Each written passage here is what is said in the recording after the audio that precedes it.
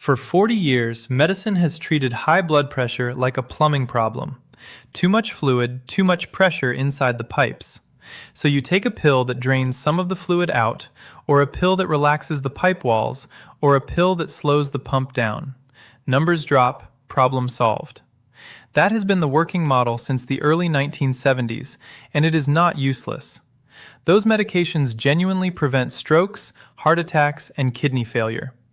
Millions of people are alive today because of them. This is not an argument against medication. Before this story ends, you will understand exactly where those pills fit and why the most dangerous thing you could do right now is stop taking them on your own. But here is what the last 15 years of cardiovascular research have been showing. The plumbing model is incomplete in a way that matters far more than anyone realized. The real engine behind rising blood pressure, especially after age 60, is not the fluid inside your arteries. It is the walls of the arteries themselves. And those walls are changing in ways no blood pressure cuff has ever detected, ways that no routine office visit measures, and ways that no currently prescribed medication directly reverses. Consider what that means in real life. A man walks into his doctor's office at 62. His reading is 150/90. The prescription comes out. The numbers come down over the next few months. The clinic declares the treatment a success. But the disease that produced that reading is still active inside his arterial walls, doing its quiet work year after year. The dashboard looks fine. The engine is still overheating. That is not poetic exaggeration. It is an accurate description of what thousands of angiograms and post-mortem examinations have actually shown. If you are over 50, this story is about you. If you are younger, it is about the person whose health you will one day manage. The reason the plumbing model fails so quietly is that it never measures the thing that is actually breaking. Right now, your own arteries are doing something you cannot feel, something no cuff will ever detect, and it is already shaping everything that comes next. So what is really happening inside those walls? Over the past 15 years, researchers have identified 4 separate processes, running at the same time, all pushing your blood pressure upward, and all of them addressable. The first is the slow erosion of a microscopic protective layer that coats the inside of every blood vessel in your body. The second is calcium entering your artery walls and turning them rigid, brittle, almost bone-like.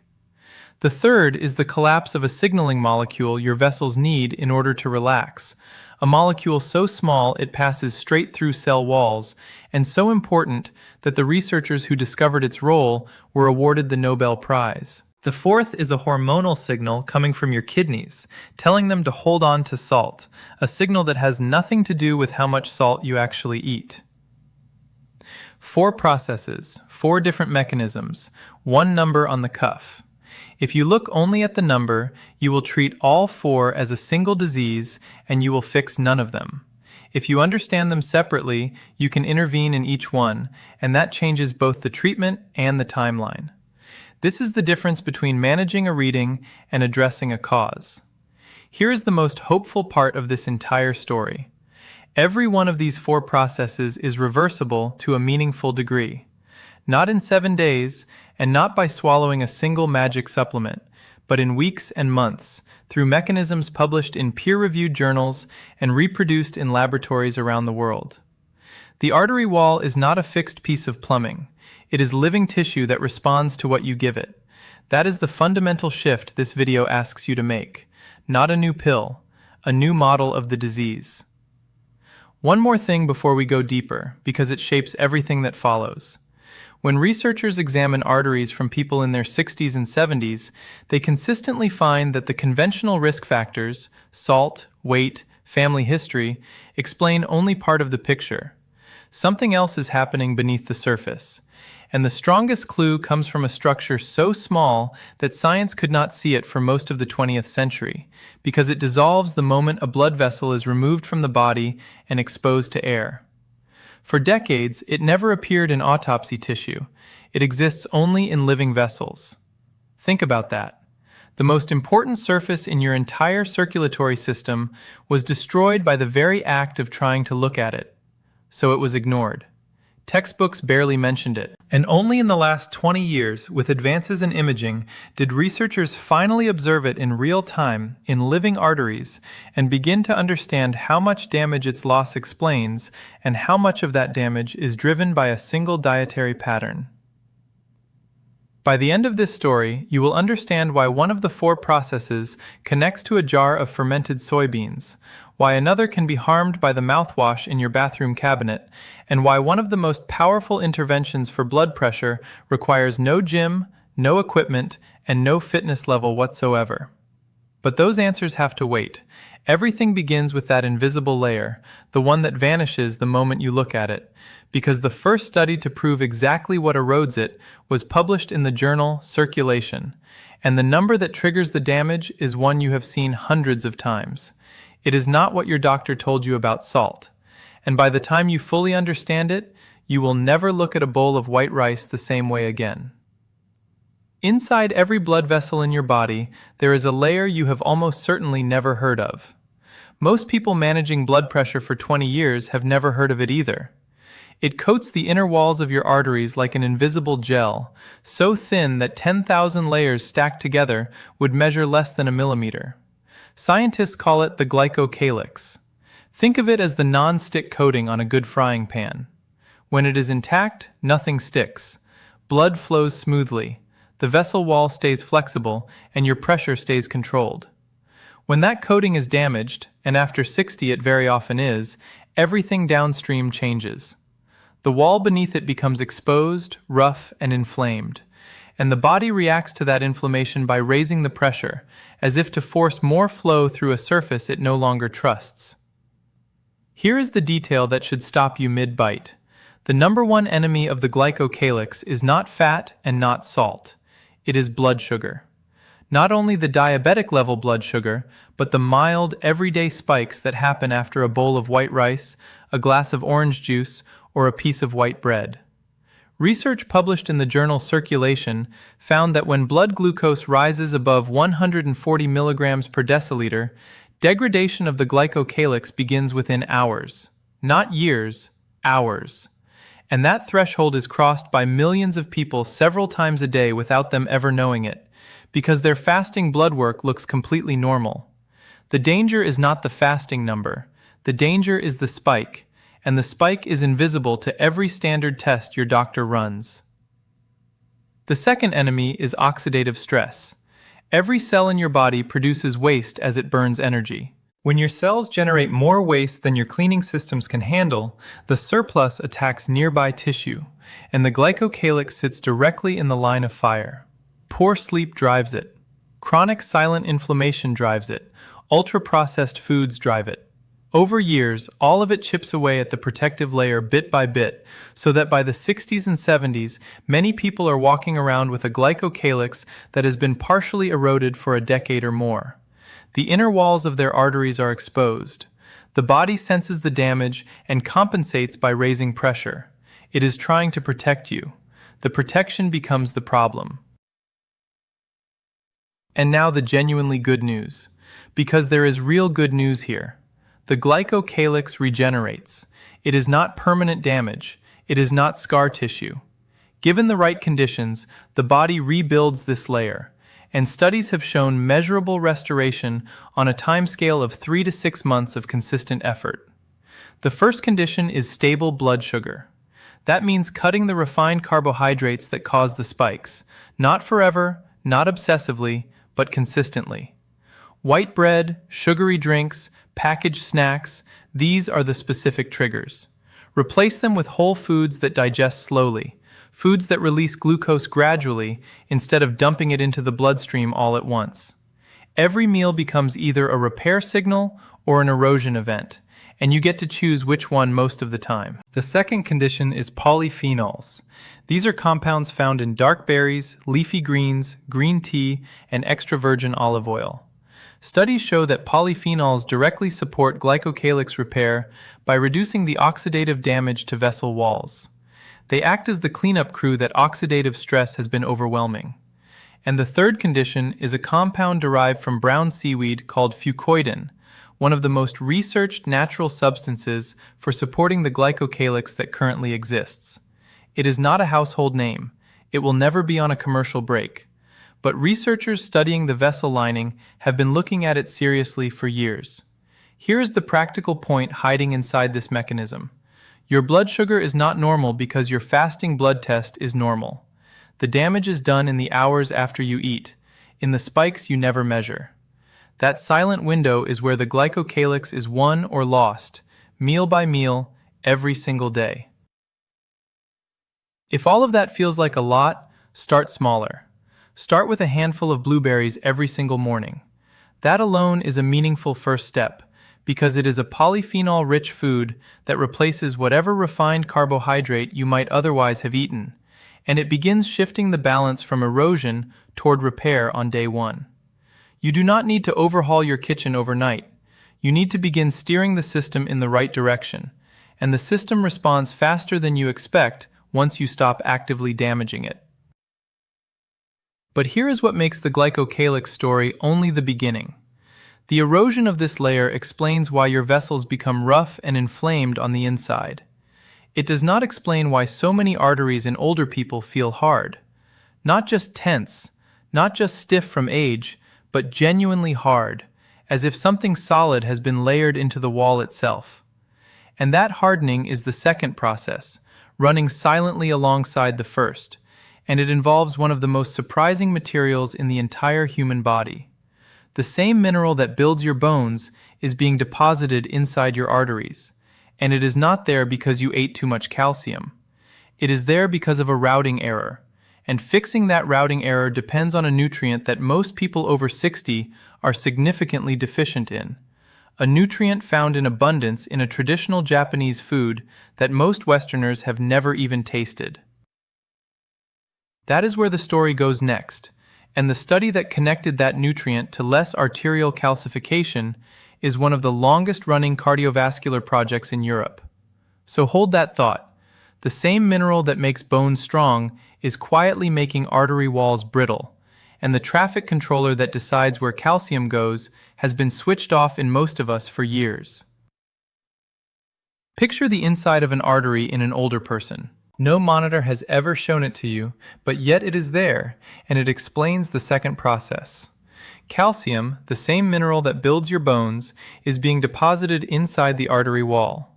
Not on the surface, but inside the wall itself, around the smooth muscle layer that controls how wide the vessel opens. When calcium accumulates there, the artery loses its ability to flex. It becomes rigid, brittle, almost bone-like. Anyone who handles these vessels in surgery knows the difference immediately. Instead of smooth, pliable tissue, something that crunches. That is arterial calcification, and it is one of the most direct physical drivers of rising blood pressure after 60. Now here is the assumption almost everyone gets wrong. This is not caused by eating too much calcium. People with completely normal calcium intakes develop severe arterial calcification. The mineral is not the problem. The routing is the problem. Calcium is going to the wrong place, and the reason is a protein you have probably never heard of. The protein is called matrix GLA protein, frequently shortened to MGP. Its entire job is to grab calcium and escort it toward bone, away from soft tissue like arteries. It is the traffic controller that decides which intersections calcium takes. When it is working, calcium ends up in your skeleton, where it belongs. When it is not working, calcium drifts through the wrong routes and settles into artery walls, hardening you from the inside. Here is the catch that makes this story personal. MGP only works when it is activated. It needs a cofactor to switch it on, vitamin K2, specifically the form called MK7. Without activated MGP, the traffic controller goes silent. Calcium keeps circulating, but nobody directs it, so it takes the wrong exits. And most people over 60 are significantly deficient in vitamin K2 because it is scarce in the Western diet. The richest food source on the planet is natto, a traditional fermented soybean dish that most people outside Japan have never tasted. Leafy greens contain vitamin K1, a different form that supports blood clotting but does not activate MGP the same way. K1 and K2 are cousins, not interchangeable, and this distinction matters enormously for your arteries. The evidence comes from one of the longest-running cardiovascular studies in Europe, the Rotterdam study. Researchers found that higher intake of vitamin K2 correlated with significantly lower rates of arterial calcification, not K1, K2 specifically. The association held even after adjusting for the standard risk factors. This is as close as epidemiology gets to pointing at a mechanism, and it has been replicated enough that researchers no longer debate whether K2 matters. They debate why more people are not told. Now, the mineral story has a partner. You have probably heard of calcium channel blockers, one of the most commonly prescribed classes of blood pressure medication in the world. They work by preventing calcium from entering the smooth muscle cells of the artery wall, keeping those muscles relaxed and the vessel open. The medication and your body are fighting over the same mineral at the same location, which raises an obvious question. If calcium entry into those cells drives contraction, what fights calcium at the cellular level naturally? The answer is magnesium. Magnesium competes with calcium at the cell membrane. When magnesium is present, less calcium gets in, and the artery wall stays relaxed. A meta-analysis of more than 30 clinical trials found that magnesium supplementation produces a meaningful reduction in both systolic and diastolic blood pressure. Not a trivial effect, but a real, reproducible one across dozens of studies. And who is deficient in magnesium? Research suggests up to 70% of adults over 60. 70%. The same generation being prescribed calcium channel blockers is, in large numbers, missing the mineral that does the same relaxing job through your own biology. The best dietary sources are pumpkin seeds, dark chocolate, spinach, and almonds, foods most people eat occasionally rather than daily, which is exactly why the deficiency is so widespread. And this is where the second process becomes a working combination. Vitamin K2, MK7, is the traffic controller that routes calcium toward bone and away from arteries. Magnesium keeps vessel walls from contracting too tightly, and vitamin D3 keeps both systems working because without sufficient D3, calcium absorption and magnesium handling both deteriorate. Together, these three act on the artery wall itself, the precise place the plumbing model never touches. But pause, because there is a deeper point hiding inside the calcification story that almost nobody ever notices. If calcium has been routed into artery walls for years, the reverse should also be possible. Deposits can be stabilized, and in some cases reduced, when the routing system is switched back on. That is the quiet hope of this entire mechanism, and it is why researchers describe arterial calcification as a fixable condition rather than a fixed one. The wall is not a pipe that has rusted. It is living tissue responding to a chemical signal, and when you change the signal, the tissue changes. So step 1 rebuilt the inner coating, and step 2 begins to correct where calcium goes. But there is a third process that makes both of those look almost simple, because it involves a molecule so small it passes straight through cell walls, and so fundamental that without it, blood pressure cannot stay controlled no matter what you take. It is produced inside your own body, and it collapses with age for reasons that will surprise you, including the bottle of mouthwash in your bathroom. The scientist who uncovered its role in the cardiovascular system received the Nobel Prize, and the intervention that restores it requires no equipment, no gym, and no fitness level whatsoever. This is the process that surprises people most, because it connects your morning hygiene routine directly to the health of your artery walls. The details are coming next. There is a single molecule inside your body that does something almost magical. It is a gas so small it passes straight through cell walls. When it reaches the smooth muscle cells in your artery walls, those cells relax. The artery widens. Blood flows with less resistance, and pressure drops. The scientists who identified its role were awarded the Nobel Prize in 1998. It is called nitric oxide, your body's own built-in vasodilator, a natural version of what many medications replicate artificially. Here's the problem that defines this entire third process. Nitric oxide production declines substantially with age, By your 60s, your body makes far less of it than it did at 40, and several everyday habits accelerate that decline.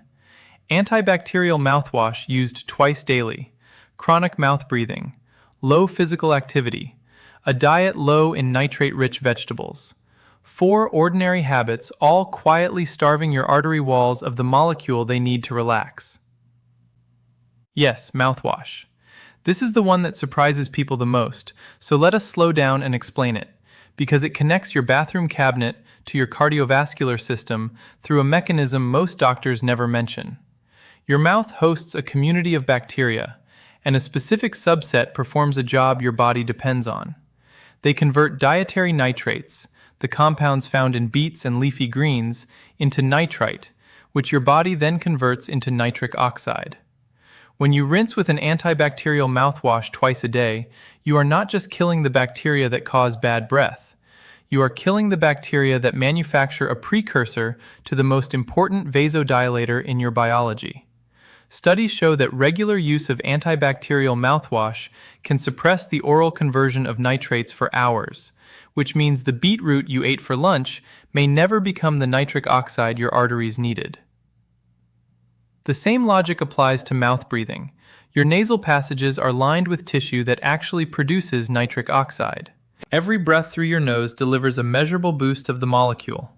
Studies have shown that nasal breathing increases circulating nitric oxide by up to 400% compared to mouth breathing. 400% from changing how you breathe.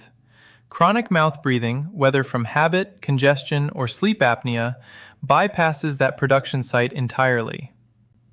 Now the intervention that makes this entire process feel almost too easy. It is called isometric hand grip exercise, and it has become one of the most studied non-drug interventions in blood pressure research. You take a hand grip device or a rolled-up towel and squeeze at roughly 30% of your maximum effort. Not hard. Not until your hand shakes. Just firm, sustained pressure. You hold for 2 minutes, rest for 2 minutes, and repeat 4 times. That is 1 session, and you do it 3 to 4 times per week. No gym, no equipment beyond a towel, no fitness level required. A review published in the Journal of the American Heart Association found that this simple protocol produces an average reduction of around 10 points in systolic blood pressure. 10 points from squeezing a grip. For seniors with limited mobility, this is especially powerful. It can be done in a chair, in front of the television, without breaking a sweat. The mechanism is real. Sustained contraction creates a temporary pressure spike that the body compensates for by improving the function of the endothelium, the living lining where nitric oxide is produced. Over repeated sessions, endothelial function improves and resting pressure comes down. The second piece of the nitric oxide protocol is the food on your plate. Beetroot, spinach, arugula, celery, the highest dietary sources of nitrates, the raw material your body converts into nitric oxide. A daily glass of beetroot juice has shown real results in controlled trials, with measurable drops in blood pressure hours after consumption and cumulative improvement with regular use. This is why athletes drink beet juice before competitions. Dietary nitrate converting to nitric oxide, widening blood vessels, improving oxygen delivery. But step back for a moment, because the 3 processes you have met so far share something important. The glycocalyx erosion made the vessel wall rough and inflamed. The calcium deposits made it rigid. The nitric oxide collapse made it unable to relax. 3 distinct problems in the same wall, and none of them is addressed by any blood pressure medication you can be prescribed. The medications lower the number, they do not repair the wall. That is the quiet gap in modern hypertension care, and the reason many people keep seeing vascular disease progress while their readings look controlled. And there is a 4th process waiting, and it is the one that explains why some people eat almost no salt and still cannot lower their blood pressure. It takes place not in the arteries at all, but in the kidneys, driven by a hormone that has nothing to do with salt intake. It explains why time-restricted eating, changing only when you eat, not what you eat, produced measurable drops in blood pressure in a study published in the journal Cell Metabolism. It explains why building a little muscle lowers blood pressure through a mechanism no medication touches, and it may be the most underappreciated driver of treatment-resistant hypertension in older adults. Here is the question that process raises, worth holding for a moment, because the answer reframes everything you have heard about salt. If the problem is not how much salt you eat, but the signal that tells your kidneys to hold on to the salt that is already there, then what is sending that signal, and why does it get louder with age? The molecule responsible is one you already have opinions about, and its role in kidney function is something you were almost certainly never taught. That is where the story goes next.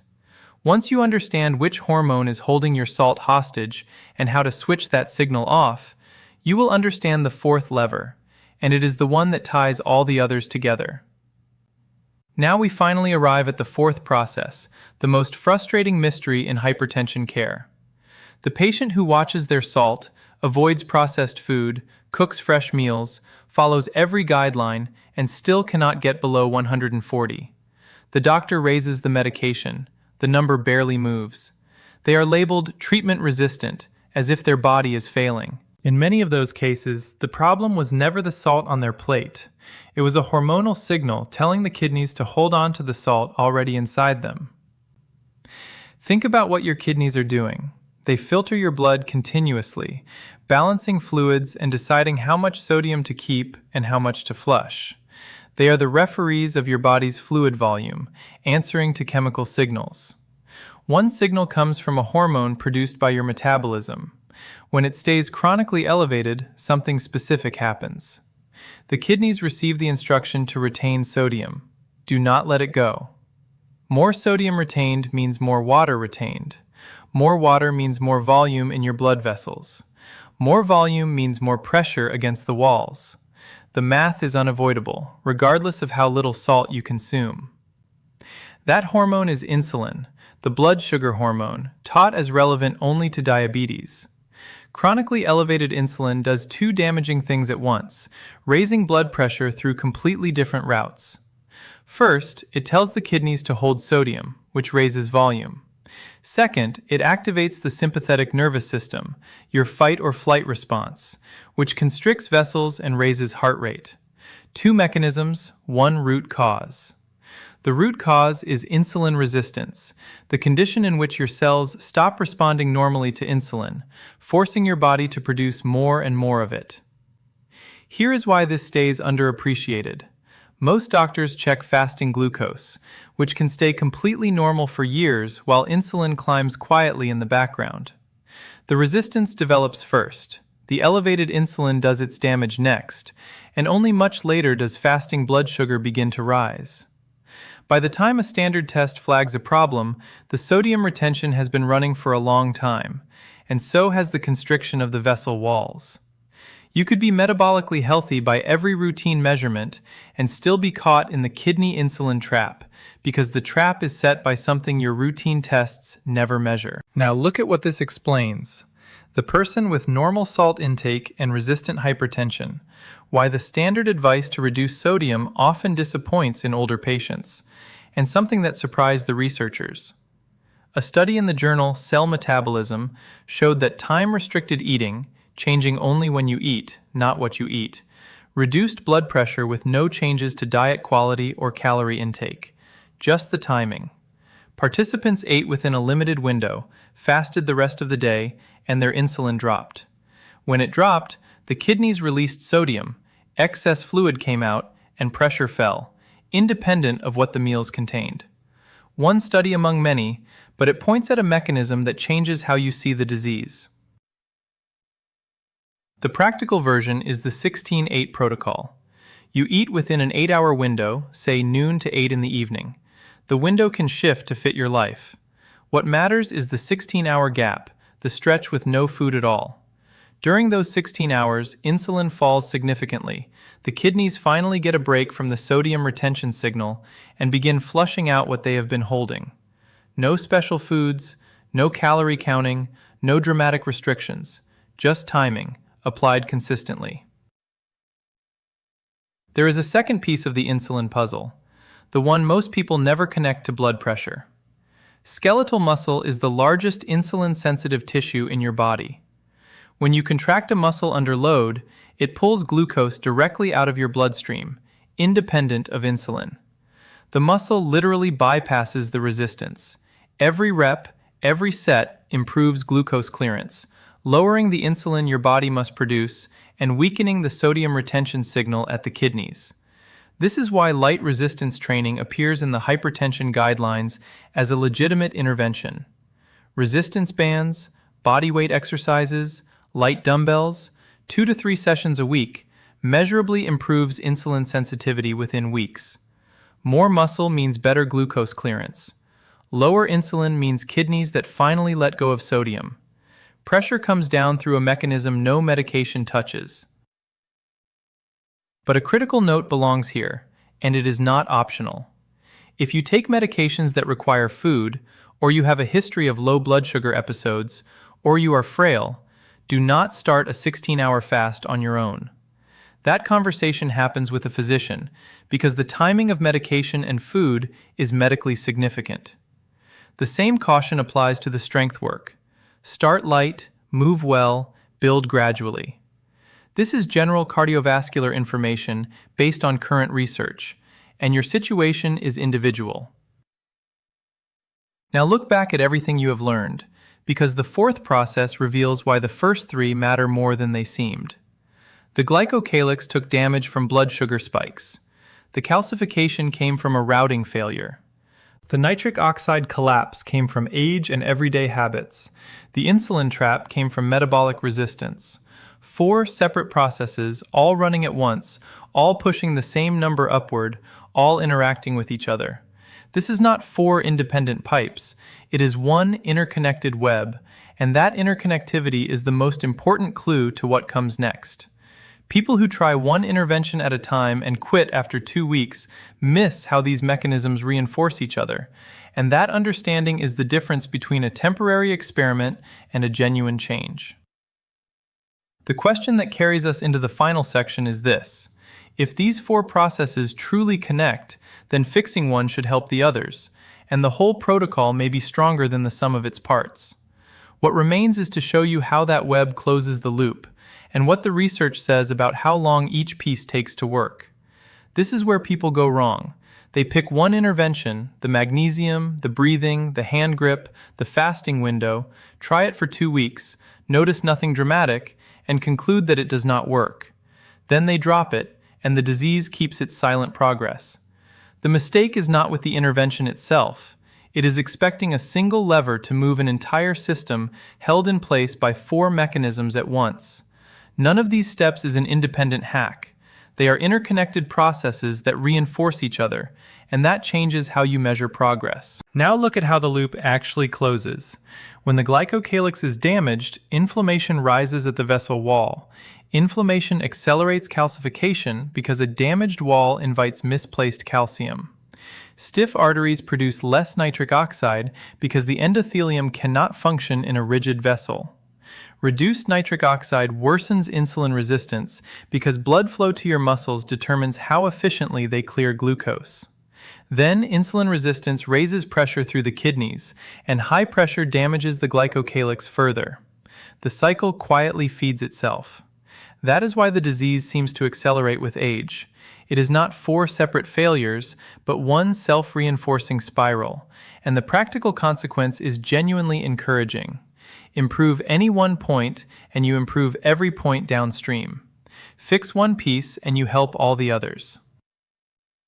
Now the timeline, because expectations matter just as much as effort. Nitric oxide responds quickly. Within days to weeks of hand grip training and consistent nasal breathing, many people notice measurable changes in resting pressure. This is the fastest feedback loop, and it exists so you can see the response. Magnesium status and insulin sensitivity run on a middle timeline. You can expect 2 to 4 weeks before you register a difference. The body has to change its set points, and that genuinely takes weeks. The slowest are the structural ones. Glycocalyx regeneration and stabilization of arterial calcification run on a timeline of 3 to 6 months of consistent effort. You cannot see those changes on a cuff at 2 weeks, but they matter most. they address the wall itself. This is not a 7-day fix. It is a genuine biological repair process, deserving the same courtesy you would give any serious healing. You did not develop this condition overnight. The calcification built over decades. The glycocalyx eroded over years of spikes and stress. The insulin resistance developed over a lifetime. Expect the repair to take at least as long as it takes to become visible, and judge the protocol by months, not by the first fortnight. The people who see the full benefit sustain the pattern. Now, the part that must be said directly: do not stop your blood pressure medication. Not tomorrow, not next week, not because you feel better, and not because your home readings look improved. Your medication is a safety net. It keeps your pressure within a survivable range while your body does the deeper work of healing. Uncontrolled hypertensive crisis damages the brain, the heart, and the kidneys in often irreversible ways. This protocol is not about abandoning the net. The goal is to repair the causes underneath, so that over time, as those causes are corrected, your numbers improve to the point where your physician, and only your physician, with your blood pressure log and blood work in hand, can consider reducing the medication carefully. Some people get there. Every case is individual. But that conversation belongs in a clinic, armed with data, not in a comment section. Which means the most important step of this protocol is not a supplement or an exercise. It is a conversation. Bring this information to your doctor. Ask about vitamin K2, MK7, and magnesium, and whether they are appropriate given your current medications, because some medications interact with both minerals. Ask about isometric exercise and time-restricted eating, and how to monitor progress safely. You are not a passive recipient of a prescription. You are an active participant in your own cardiovascular health.